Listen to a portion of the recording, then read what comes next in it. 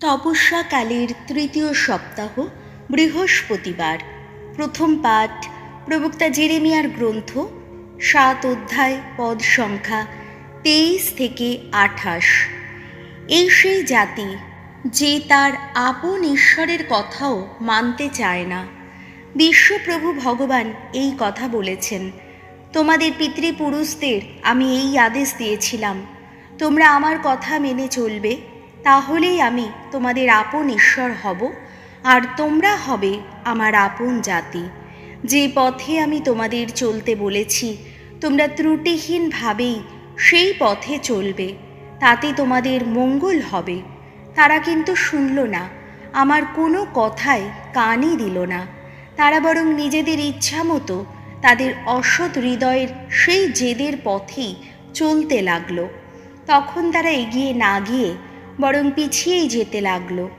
যেদিন তোমাদের পিতৃপুরুষেরা মিশর দেশ ছেড়ে চলে এলো, সেই দিন থেকে আজ পর্যন্ত তাদের কাছে আমি দিনের পর দিন আমার সেই যত সেবক প্রবক্তাকে বারবার প্রেরণ করেছি, তবুও আমার কথা শোনেনি। তারা আমার কোনো কথায় কানই দেয়নি, বরং তারা বেঁকেই বসেছে, নিজেদের পিতৃপুরুষদের চেয়েও বেশি অনাচার করেছে। তুমি এখন ওই সব কথা তাদের বুঝিয়ে বলতে যাচ্ছ বটে, তারা কিন্তু তোমার কথা শুনবে না। তাদের আহ্বানও জানাতে যাচ্ছ বটে, তারা কিন্তু সাড়াই দেবে না।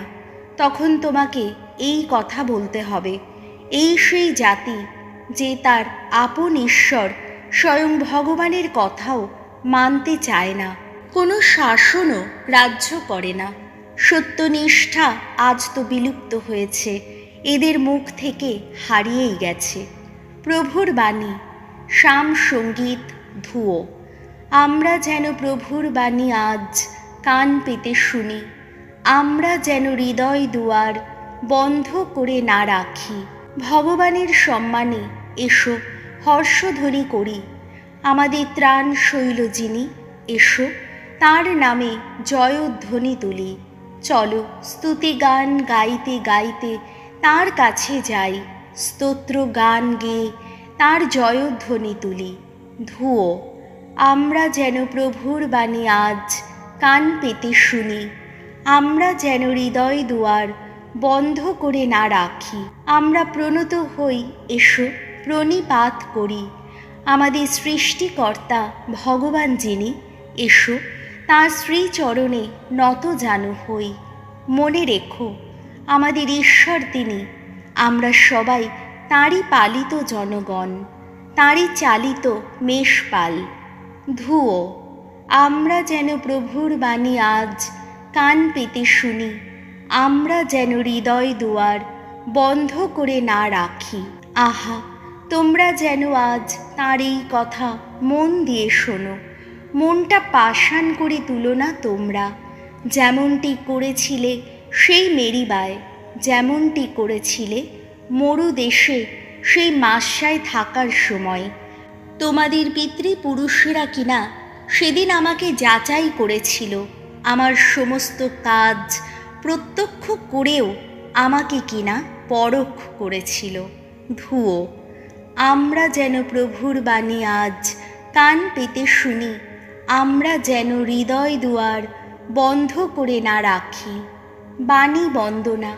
হে খ্রিস্ট, হে করুণা ঘন, নম হে, নম হে।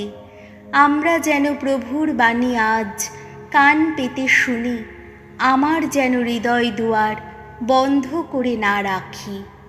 লুক রচিত মঙ্গল সমাচার, 11 অধ্যায়, পদ সংখ্যা 14 থেকে 23।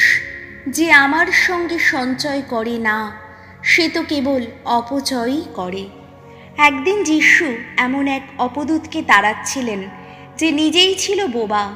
অপদূতটা বেরিয়ে আসতেই বোবা লোকটিও কথা বলতে লাগলো। সেখানে ভিড় করা লোকেরা তাতে অবাক হয়ে গেল, কিন্তু তাদের মধ্যে কেউ কেউ বলতে লাগলো, ও তো অপদূত রাজ বেলজেবুলের শক্তিতেই অপদূত তাড়িয়ে বেড়াচ্ছে। কেউ কেউ আবার যিশুকে যাচাই করবার জন্যে তাকে এমন কোনো অলৌকিক নিদর্শন দেখাতে বলল যা ঘটবে আকাশে, কিন্তু তারা যে কি চিন্তা করছে তা তো তাঁর জানাই ছিল। তাই তিনি তখন তাদের বললেন, বিবাদে বিভক্ত যে কোনো রাজ্যই তো ধ্বংসের পথে এগিয়ে চলে, তেমনি বিবাদে বিভক্ত পরিবার ভেঙেই পড়ে। তেমনিভাবে শয়তান নিজেই যদি বিবাদে বিভক্ত হয়ে থাকে, তবে তার রাজ্যই বা কেমন করে স্থায়ী হবে? তোমরা তো বলছো যে আমি নাকি বেয়েলজেবুলের শক্তিতেই অপদূত তাড়িয়ে বেড়াই। এখন আমি যদি সত্যিই বেয়েলজেবুলের শক্তিতেই অপদূত তাড়াই, তাহলে তোমাদের শিষ্যেরাই বা কার শক্তিতে অপদূত তাড়ায়? তাই তোমাদের যুক্তি তারাই বিচার করে দেখুক। এদিকে আমি যদি ঈশ্বরের আপন শক্তিতেই অপদূত তাড়াই, তাহলে বুঝতে হবে ঐশ্বরাজ্য ইতিমধ্যে তোমাদের এখানে বাস্তব রূপ পেয়েছে। কোনো বলবান লোক যখন তার সমস্ত অস্ত্র নিয়ে নিজের প্রাসাদ পাহারা দিতে থাকে, তখন তার ধনসম্পদ নিরাপদেই থাকে। কিন্তু তার চেয়ে বলবান কেউ যদি হঠাৎ তাকে আক্রমণ করে, তাকে পরাস্ত করে ফেলে, তাহলে যে সমস্ত অস্ত্রের ওপর তার এত ভরসা ছিল সে তা কেড়েই নিয়ে যায় এবং তার কাছ থেকে লুণ্ঠিত যা কিছু সে সবই ভাগ করে দেয়। জেনে রেখো যে আমার সপক্ষে নয়, সে কিন্তু আমার বিপক্ষেই। যে আমার সঙ্গে সঞ্চয় করে না, সে তো কেবল অপচয়ই করে। প্রভু যিশুর মঙ্গল সমাচার।